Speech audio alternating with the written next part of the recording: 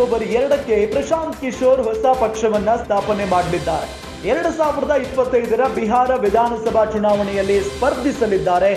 ಜನ ಸುರಾಜ್ ರಾಜಕೀಯೇತರ ಸಂಘಟನೆಗೆ ರಾಜಕೀಯ ಬಣ್ಣವನ್ನ ಹಚ್ಚಿದ್ದಾರೆ. ಗಾಂಧಿ ಜಯಂತಿ ದಿನ ರಾಜಕೀಯ ರೂಪ ನೀಡೋದಕ್ಕೆ ಪ್ರಶಾಂತ್ ಕಿಶೋರ್ ಪ್ಲಾನ್ ಮಾಡಿದ್ದಾರೆ. 2025ರ ಬಿಹಾರ ಚುನಾವಣೆಗೆ ಸ್ಪರ್ಧಿಸುವ ಘೋಷಣೆಯನ್ನು ಕೂಡ ಮಾಡಿಕೊಂಡಿದ್ದಾರೆ.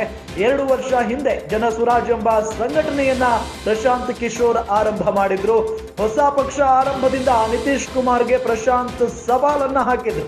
ಬಿಜೆಪಿ ಮತ ಬುತ್ತಿಗೂ ಕೈ ಹಾಕುವುದಕ್ಕೆ ಪ್ರಶಾಂತ್ ಕಿಶೋರ್ ರಣತಂತ್ರವನ್ನ ಮಾಡ್ತಾ ಇದ್ದಾರೆ. ಪ್ರಶಾಂತ್ ಕಿಶೋರ್ ರಾಜಕೀಯವಾಗಿ ಬಹಳಷ್ಟು ಚಾಣಕ್ಯ ಅಂತಾನೆ ಅವರು ಖ್ಯಾತಿಯನ್ನ ಗಳಿಸಿದ್ದಾರೆ. ಅಂತ ಪ್ರಶಾಂತ್ ಕಿಶೋರ್ ಈಗ ಹೊಸ ಪಕ್ಷವನ್ನ ಕಟ್ಟುತ್ತಾ ಇರೋದು ಸಹಜವಾಗಿ ರಾಜಕೀಯ ವಿರೋಧಿಗಳಿಗೆ ಒಂದು ರೀತಿಯಾದಂತಹ ಆತಂಕ ಇದ್ದೇ ಇದೆ. ಅಕ್ಟೋಬರ್ 2ಕ್ಕೆ ಪ್ರಶಾಂತ್ ಕಿಶೋರ್ ಹೊಸ ಪಕ್ಷ ಸ್ಥಾಪನೆಯಾಗುತ್ತೆ. 2025ರ ಬಿಹಾರ ವಿಧಾನಸಭಾ ಚುನಾವಣೆಯಲ್ಲಿ ಸ್ಪರ್ಧೆಯನ್ನು ಕೂಡ ಮಾಡಲಿದ್ದಾರೆ. ಜನ ಸುರಾಜ್ ರಾಜಕೀಯೇತರ ಸಂಘಟನೆಗೆ ಈಗ ರಾಜಕೀಯ ಬಣ್ಣವನ್ನ ಕಟ್ಟಿರುವುದು. ಗಾಂಧಿ ಜಯಂತಿ ದಿನ ಅಂದ್ರೆ ಅಕ್ಟೋಬರ್ 2ಕ್ಕೆ ರಾಜಕೀಯ ರೂಪ ನೀಡೋದಕ್ಕೆ ಪ್ರಶಾಂತ್ ಕಿಶೋರ್ ಪ್ಲಾನ್ ಮಾಡಿದ್ದಾರೆ. 2025ರಲ್ಲಿ ಬಿಹಾರ ಚುನಾವಣೆ ಇದೆ.